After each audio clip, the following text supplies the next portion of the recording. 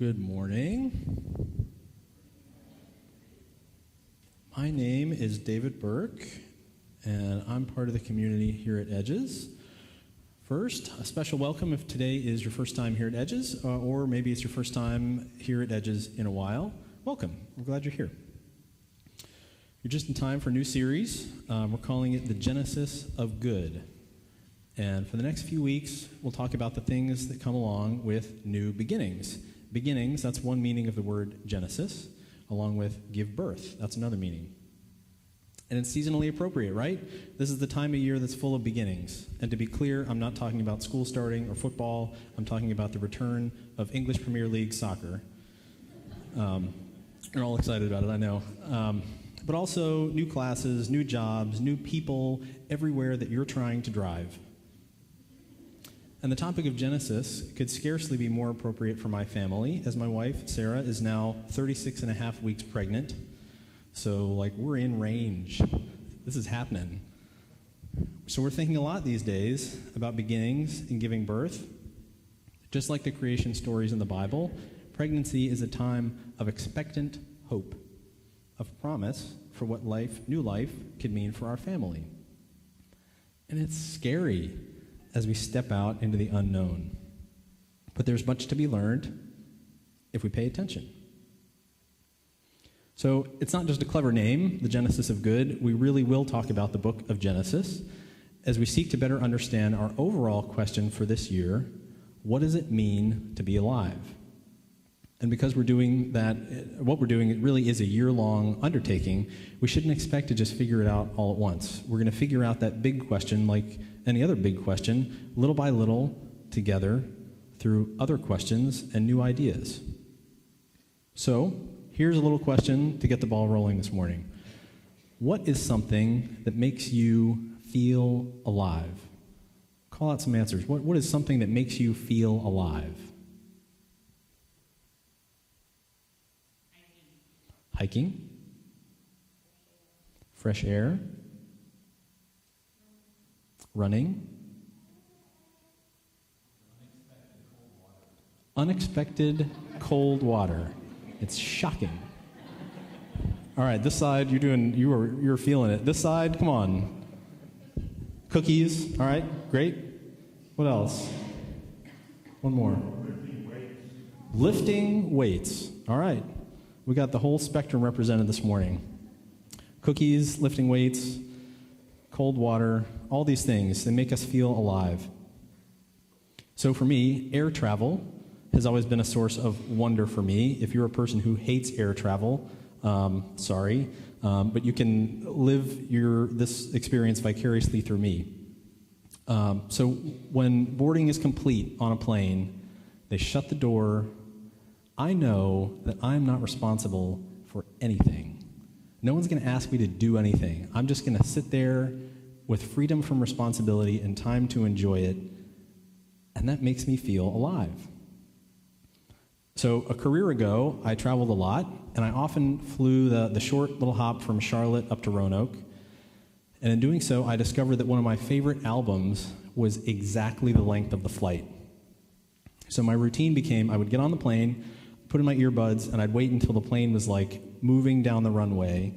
I'd hit play on the album, and for the next 41 minutes and 9 seconds, I would just sit there, looking out the window, at the mountains, at the clouds, thinking about how miraculous it is that God made it all and made me, and that I was flying miles above the ground in a tiny chair by a window with a snack. What a time to be alive. It's great to really know you're alive, right? To know that your body and your spirit are connected, to just feel the joy of being part of the world.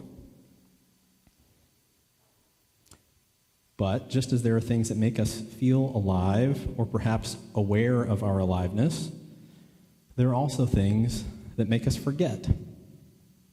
Can you relate to a Walking Dead, not the show, but a Walking Dead sort of life? You may be just as physically alive as ever, but inside, your spirit feels anything but alive, or connected, or joyful. You're just sort of walking through the world. We could call that a state of being out of touch with aliveness. And that's how I've been walking around in the world lately. The past year has been full of major life events and changes for my family. And to be clear, all those changes have been good things. But recently, as we've had several of those things converging all at the same time, I find I am fresh out of room to get in touch with anything other than my overloaded task list. So, in the lead up to this sermon, I confess to my colleagues, well, I have nothing to say. How can a person far removed from aliveness offer good news to anyone who's looking for aliveness? Well, the good news for me and for all of us is that we have a God for this kind of thing. We know the OG original God who invented aliveness. In the book of Genesis, we hear aliveness in the first of the Bible's creation stories. Step by step, God joyfully invites new things into creation. Reading from the Message paraphrase, Genesis chapter 1, verses 3 to 5 says, God spoke, "Light," and light appeared. God saw that light was good and separated light from dark. God named the light day. God named the dark night. It was evening, it was morning, day one. Then this creation rhythm continues throughout the first chapter. God speaks a creation language. Light and life are born, and it's good. Life is good. Later in the chapter, God creates humans in God's image.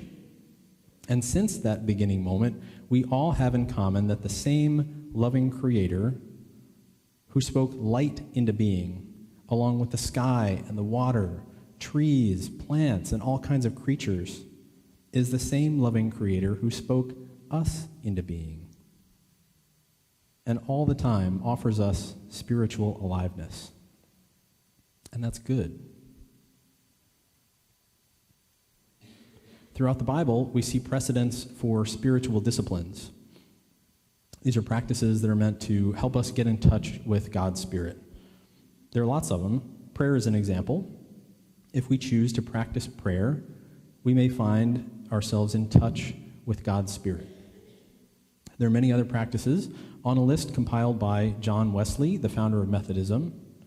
You can find that whole list by searching for the Wesleyan means of grace. Meditation features on that list, and today I offer this hypothesis and invite you to test it. Through spiritual disciplines, like meditation, God's grace can awaken us into aliveness. Through spiritual disciplines, like meditation, God's grace can awaken us into aliveness.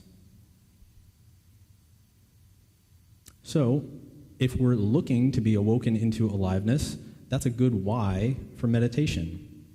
But we also need a how if we're going to practice it. How do I do it?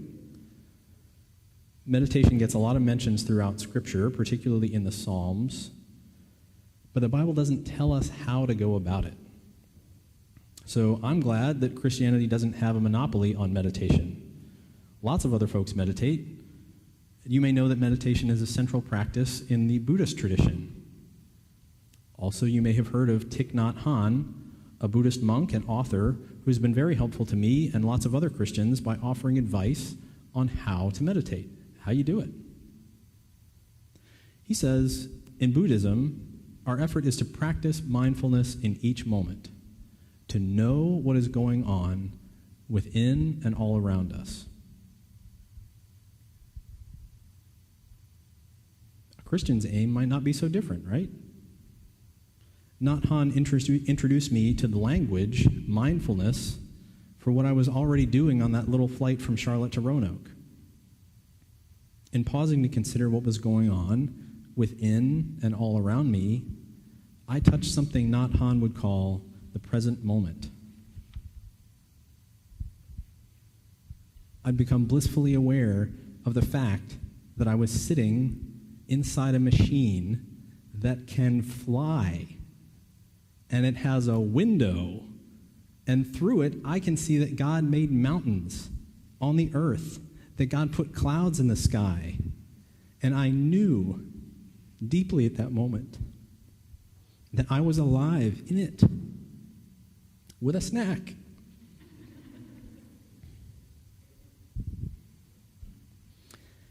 So, who did what in that situation? God made the air in a way that planes can fly through it. God made the mountains and evaporation that turns water into clouds. What was my role? My role was simply to choose to pause and pay attention to what was going on so that God's grace could awaken me to the aliveness that was already there, was already within and all around me. Now think about all the other ways that flight could have gone, other ways I could have spent that 41 minutes and 9 seconds.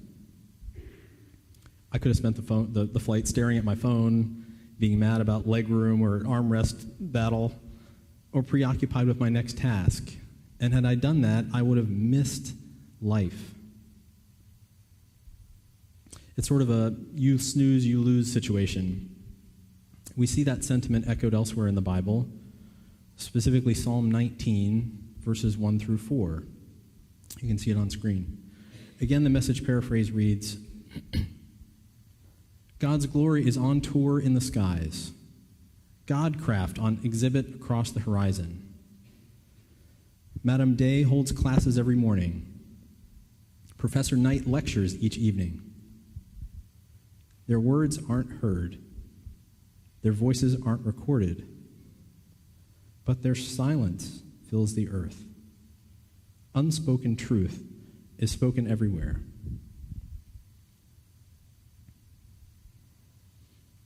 Those verses read to me like an ad for something that I absolutely don't want to miss, but I know I often do. I almost always miss the sunrise. I often ignore the sky, and I've skipped an awful lot of Professor Knight's lectures. But the passage is clear. God is out here with class in session all the time, whether I pay attention or not. I also hear a slightly different argument, this one for the value of personal experience. In other words, though hearing about someone else's experience of aliveness may feel nice, it's no substitute for experiencing aliveness for ourselves. So like anything that's called a practice, meditation doesn't do us any good if we don't make time for it, if we don't practice it. So this morning, to help with your practice, I want to share some guidance that's been helpful to me. Thich Nhat Hanh suggests that with some practice and concentration, we can get in touch with the present moment anytime. He suggests that we do this by focusing our awareness on something that happens every moment, our breathing. Let's listen to a short audio clip in which he explains mindfulness of breathing through a simple exercise. I will give instructions on breathing. It's so important. The first exercise is in-out. It means breathing in. I know that I'm breathing in. Breathing out. I know that I'm breathing out. This is a very important practice. When you breathe in, you know that this is your in-breath and not your out-breath. You identify your in-breath as in-breath. And when you breathe out, you know that this is your out-breath. Only that. But it is a very important practice.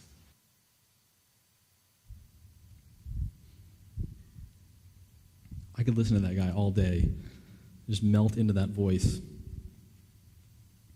He continues to say that by focusing our awareness on our breath, something wonderful happens.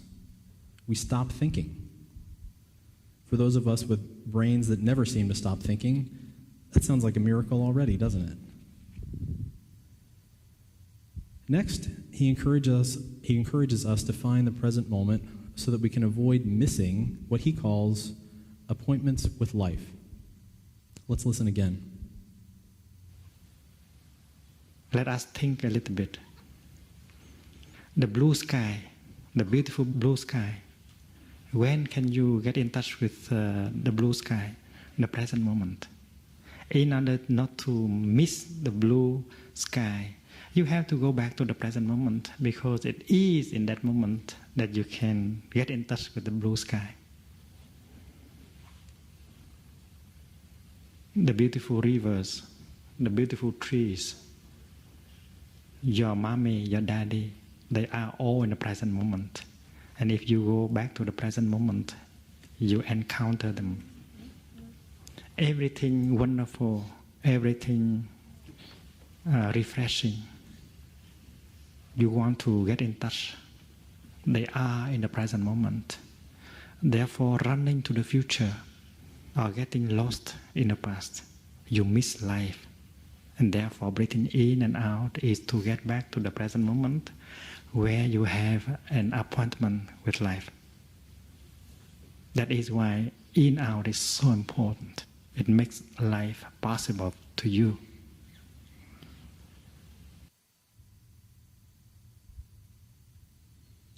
Those appointments with life are exactly what Psalm 19 offers us. God's glory is on tour in the skies. Don't miss your appointment. So I invite you to try it. Test it out. Some night this week, go outside to a place that's dark, but safe, please, and spend some time just looking up, being mindful of the night sky. Or you could go outside during the day, sit down under a tree. Don't bring an agenda, just sit.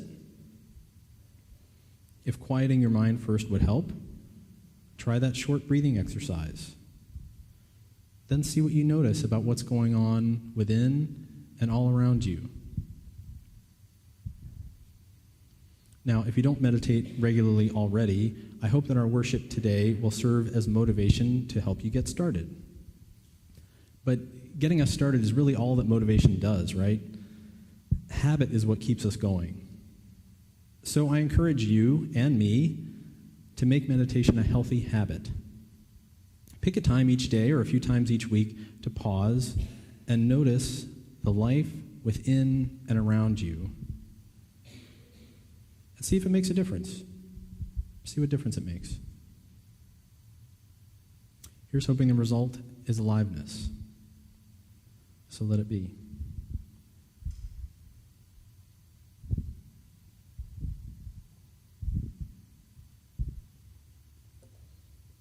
And now, if you were here last week, you'll recall that as part of our theme for the year, we're going to include meditation in our worship conversations.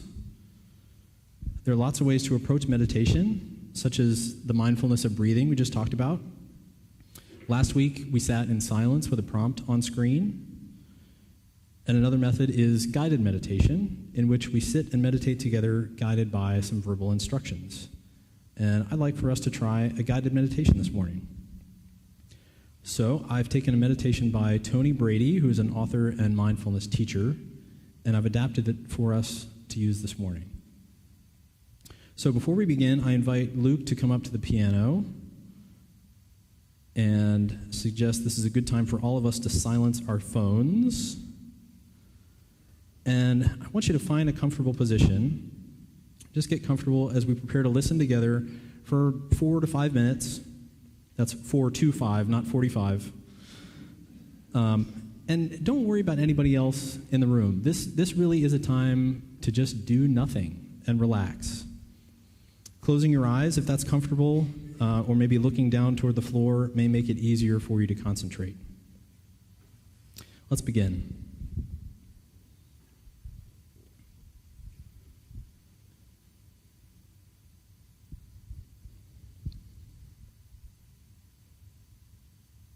Each of us woke up today to the magic that is the unearned gift of our existence.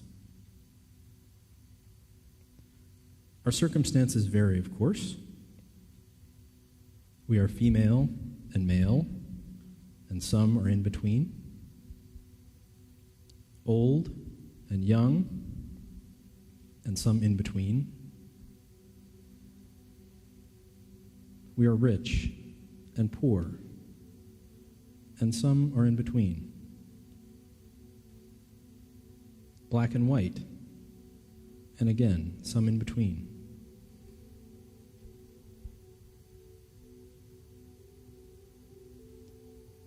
In some extraordinary way, all of us are at the stopping place on a journey between the wonder of birth and the mystery of death.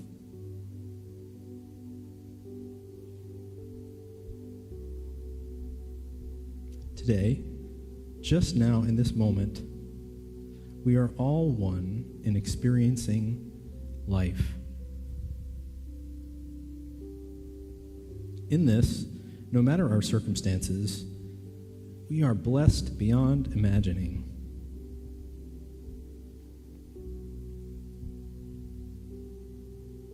May we open our awareness to the unearned gift that is our life.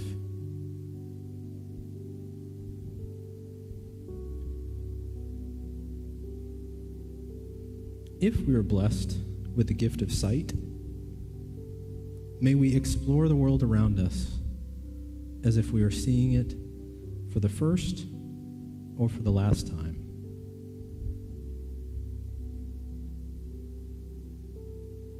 If we have the gift of hearing, may we listen to the sounds of the world around us and the voices of the people around us as if we are experiencing sound and the words of our companions for the first or for the last time.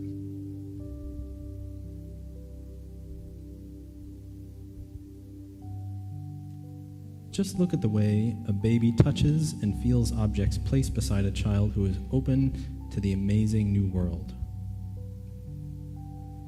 When did we last explore the different textures of the objects around us?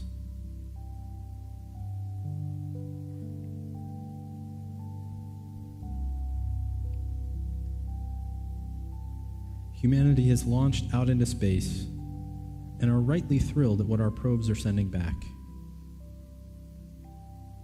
But we often take our home planet for granted. There is only one Earth, and there is wonder here too, if we just recapture the ability to pay attention.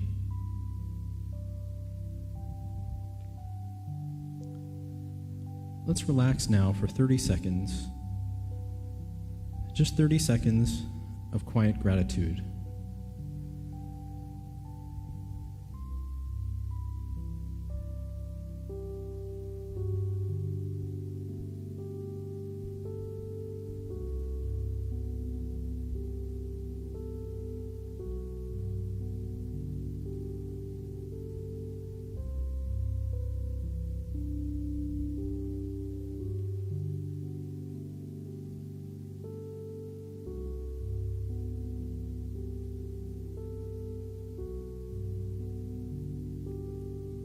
Welcome back.